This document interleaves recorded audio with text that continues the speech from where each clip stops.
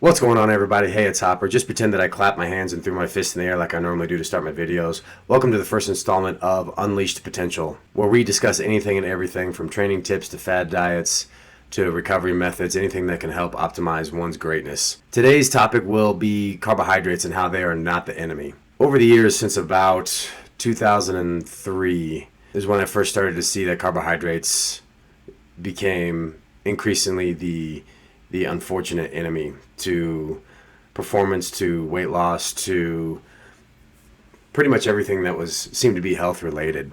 And the first two ideas that come to my mind are the South Beach diet as well as the Atkins diet.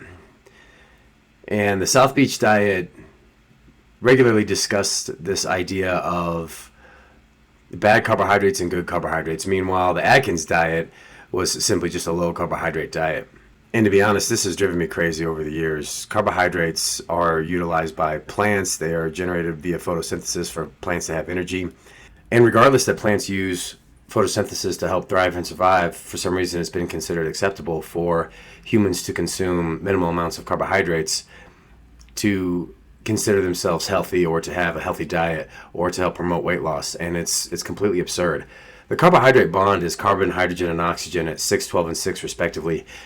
And one of the interesting features about said carbohydrate bond is that it can be consumed in a non-oxidative state while we are low on oxygen, which means that we can utilize this fuel source while we're at high work capacities to help regenerate ATP. Meanwhile, a triglyceride has significantly more hydrogens. I believe it's 18, 32, and 2, carbon, hydrogen, and oxygen respectively. And these hydrogens, because there's so many hydrogens, our body requires oxygen to help break down these bonds to regenerate ATP. So what that means is while we're at low intensities, while we do desk work or if we clean the house or paint a wall, we are at lower intensities. Our bodies are bathed in oxygen and our body will transition to triglycerides for those fuel sources.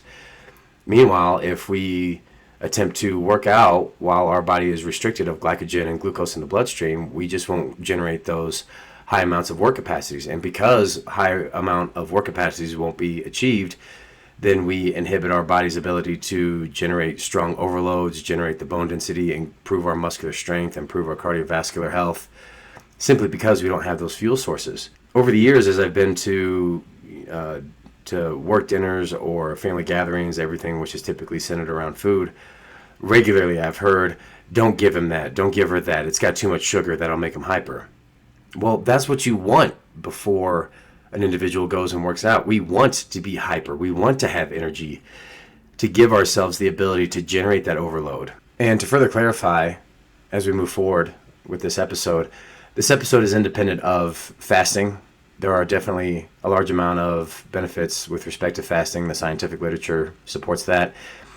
This topic is also independent of sugars that we would find in candies, sodas, anything that's processed, Halloween candy, anything like that. The carbohydrate sources that we discuss are the rice, the brown rice, the pastas, the fruits, the juices, the apple juice, the orange juice, things like that. Back to this idea of the South Beach diet, which regularly discussed a notion of good carbohydrates and bad carbohydrates. That's completely false. There's no such thing.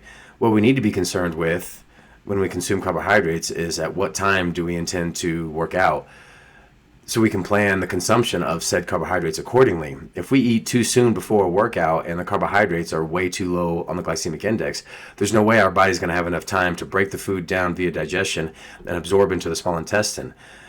As if we were to eat a sweet potato, there's no way that our body would have enough time to digest and absorb all of that. What we need to consume an hour, 90 minutes prior to a workout are small pieces of fruit that are maybe ground up with water that we drink, light yogurts, even the goo packets that triathletes use, which is basically straight glucose. Those fuel sources will be absorbed into the small intestine than if we were to consume barley or brown rice or a sweet potato with something that has such a low glycemic index.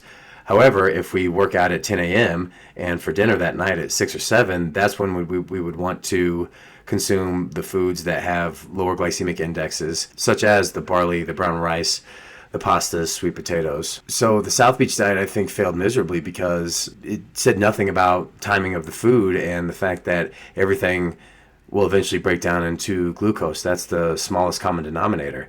The Atkins diet was just simply absurd because anyone could eat however much food they wanted to with no carbohydrates. And even if an individual ate more than they consumed, even on a low carbohydrate diet, the individual, based off the second law of thermodynamics, would still gain weight. The reason why the Atkins diet was initially so successful was because once we restrict carbohydrates from our diet, we lose a fair amount of water weight. Each gram of carbohydrate that's located in our body is surrounded by 3 grams of water. And within 24 to 36 to 48 hours of a low carbohydrate diet, an individual can lose a significant amount of weight, and most of it's due to the water loss. And again, who knows of the potential side effects, long-term side effects of a low carbohydrate diet. Our brains need that glucose to function throughout the day. Again, plants use photosynthesis to generate that glucose. Why do we need to avoid this fuel source? It's completely absurd. Over the years, I've participated in numerous conversations where I discuss someone who consumes 3,000 to 4,000 to 5,000 calories a day to meet their energy needs, and that the percentages of carbohydrates of 60% carbohydrates, 20% proteins, and 20% fats still needs to be the same for someone that only requires 1,500 calories for weight loss or 2,500 calories for maintenance level. And people always respond with, oh, well, they're different. That's different. That's different. No, these conversations are so similar, and I've had so many of them that I can give someone a transcript of what someone is about to say. The social conditioning is so strong with respect to how many people want to avoid carbohydrates for the fact that it's going to make them allegedly overweight. What makes us overweight is the fact that we consume more calories than we burn, and it's that simple. We need the carbohydrates to perform adequately. We need the carbohydrates to think. We need the carbohydrates throughout our day-to-day lifestyle. They should never be restricted. I think over time, humans are going to pay a pretty steep price for such low carbohydrate diets, and our cognitive development may be on the decline. Our physical development is certainly on the decline. As a quick anecdotal example, when I was in boot camp, there was 300 recruits in my company.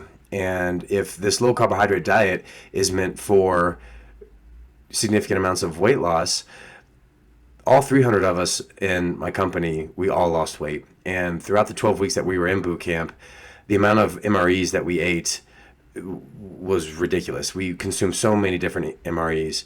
And to the best of my knowledge, an MRE has an expiration date of 10 years, which strongly suggests that this type of food is not, quote, healthy by any standard.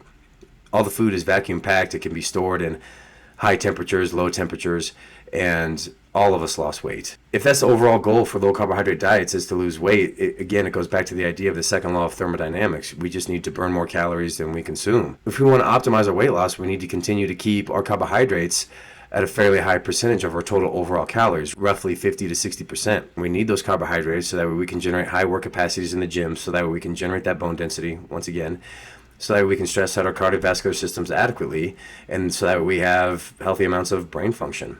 So to conclude, continue to consume those carbohydrates, the pastas, the whole wheat breads, the fruits, the oatmeals, definitely the oatmeals. These foods are not going to be any sort of enemy. They will give you the energy that we need throughout the day, and avoid the social conditioning at all costs. It's, for lack of a better phrase, it's absurd. It's garbage. The social conditioning is so bad that we live in a society where everywhere we look on social media and magazines and billboards, it's low carbohydrate this, low carbohydrate that, no sugar this, zero sugar that. Yet the society that we also live in has one of the highest obesity rates around, and that's such a dichotomy. It's got to make one strongly consider what the problem actually is. I don't see how those two ideas can equally exist. No sugar this, no sugar that, yet our obesity rate is incredibly high. So that's it for this first installment of Unleashed Potential. The videos in the background that you see are some of the highlights from my previous videos, as well as some other photos of the topics that we've discussed. For those of you that enjoy this content, please feel free to send a donation to the links below in the description. At the very least, please like this video and also subscribe to the channel. And we will see you all next time.